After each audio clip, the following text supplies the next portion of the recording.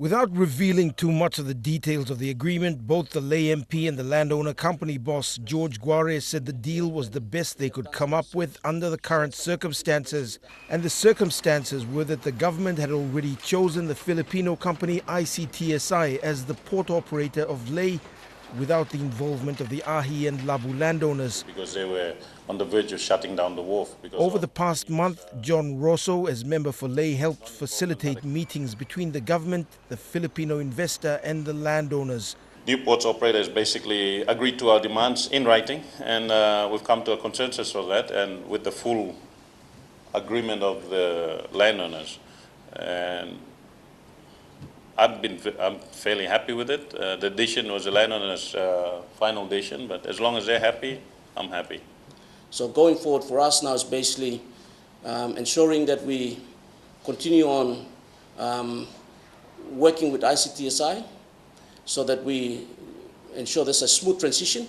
Landowners finally settled on a 30% stake in the new venture, a larger portion compared to what they have now. To be honest, the PNG Ports should have made more consultation with the landowners. Also under the agreement, the landowner company equipment will be sold to ICTSI, with the money from the sales going to investments as part of the landowner company's diversification.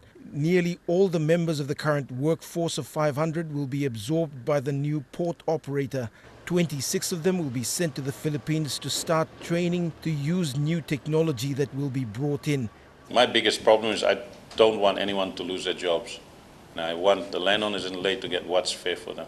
For Ryback, the landowner company, it will mean some sacrifice and creativity. Two important revenue streams will be taken over by the bigger ICTSI. Ryback will still operate, but will have to work on creating new revenue streams for itself. While for some it may be a negative, the arrangement has captured the main concerns that have been the source of disagreements and port closures.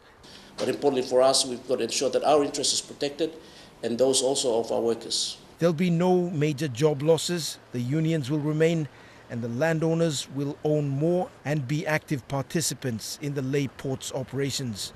Scott Waide, National MTV News, Lae.